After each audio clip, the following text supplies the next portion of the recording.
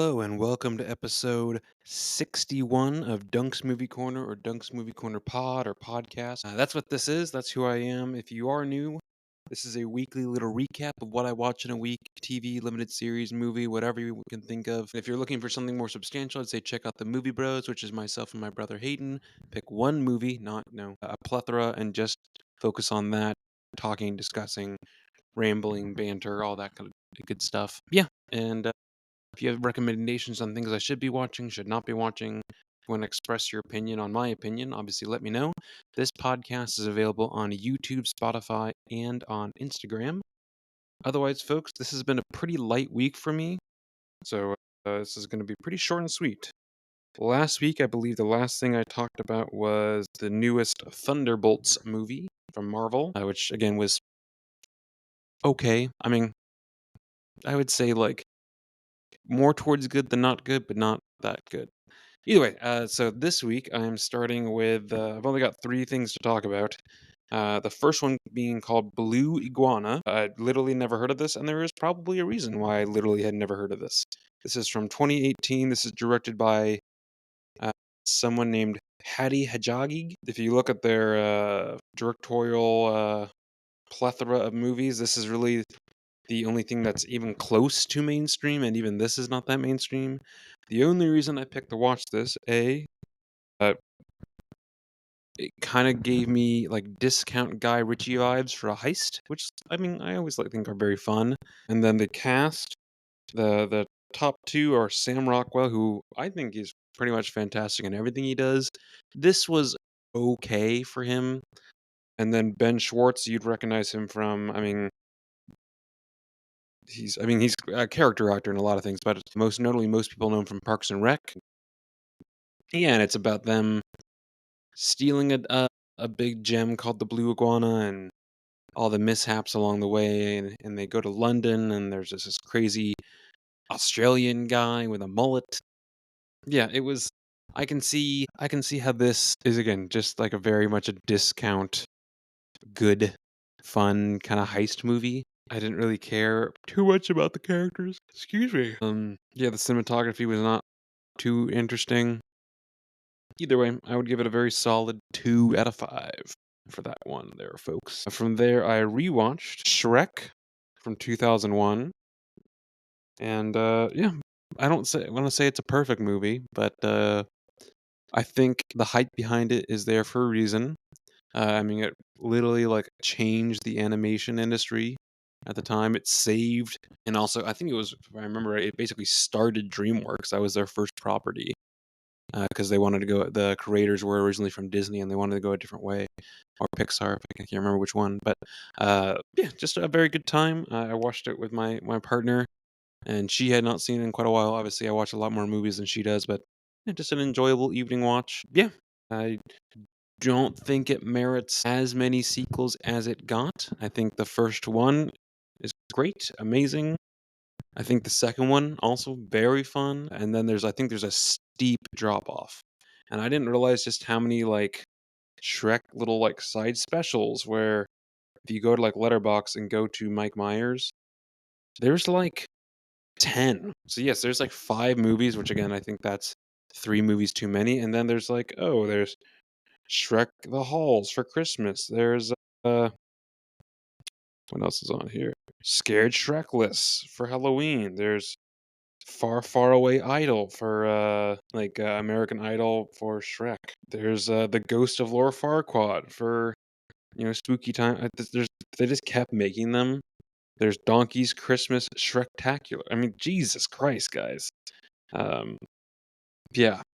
Either way, that's Shrek. And again, if you've never seen it, obviously I think you've been living underneath a rock. But the first 2, I really highly recommend. They're very fun. There's enough jokes for both a younger crowd and an older audience. Yeah, just lots of fun.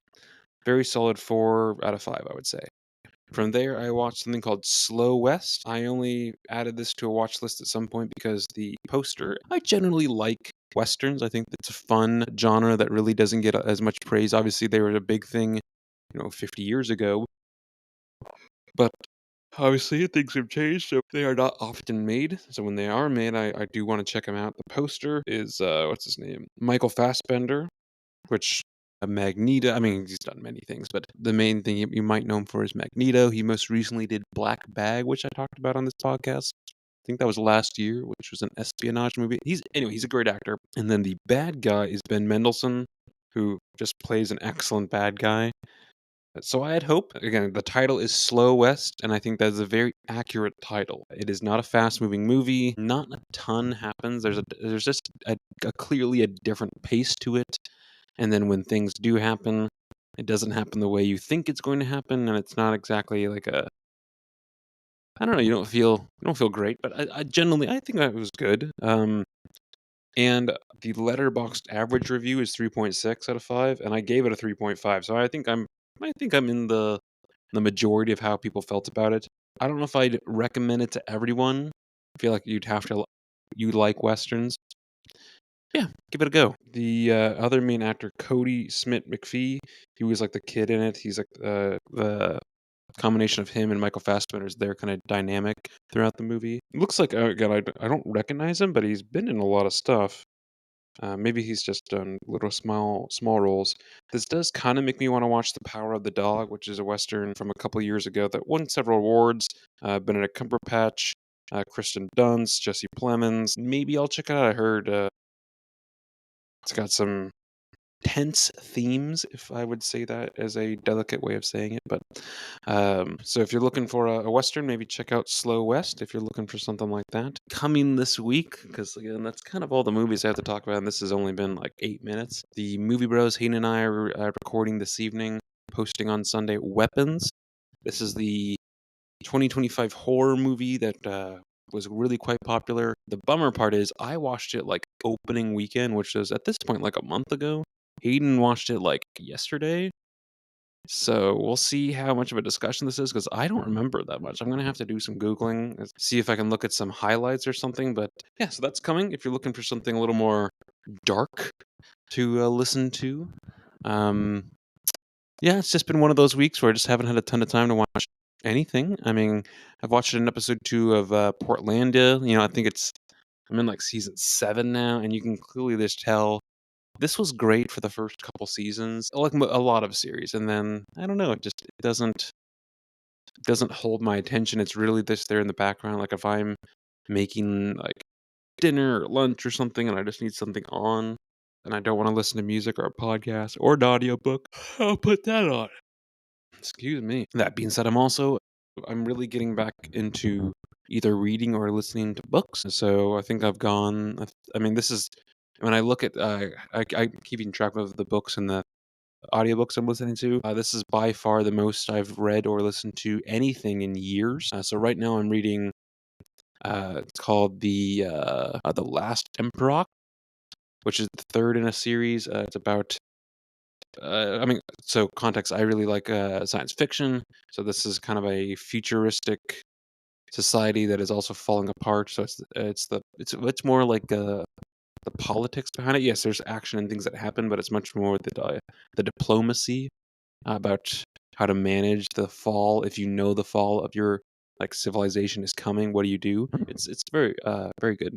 That I've been listening to right now. I'm going through Dark Matter, which they did actually make a show for this. It's on, I think it's on Apple Plus. It's kind of, it's about realities and like parallel universe kind of vibes. It's also very good. So actually, maybe that's where I'm spending a lot of my time this week.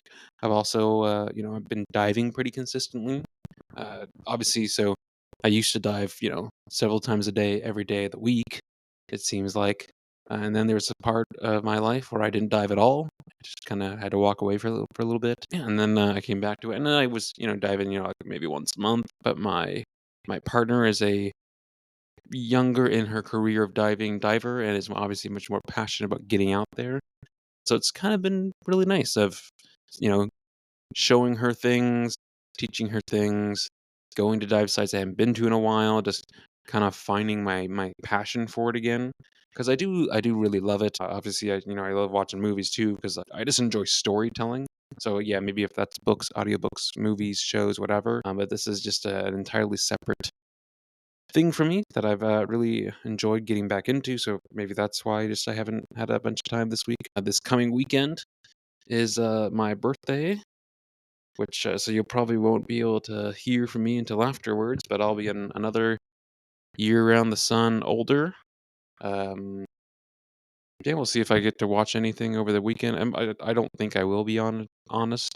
Just gonna be one of those got too many things going to stop and watch something. But I did pick up a Ray from the library, the one about Ray Charles, starring Jamie Lee Fox. That is supposed to be really good, and I like Ray Charles music, so I'd like to, if I can, find some time this week to sit down and watch that.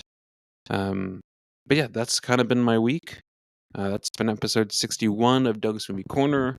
Uh, appreciate the I don't know, the listening and the understanding of sometimes I'm watching a lot of things, sometimes I'm not. I'm trying to, do other things with my life, but I'm glad that I can spend, 10, 15 minutes a week or so just rambling real quick about this kind of stuff. Yeah. And I guess I'll check everyone out next week in the new year for me, I guess.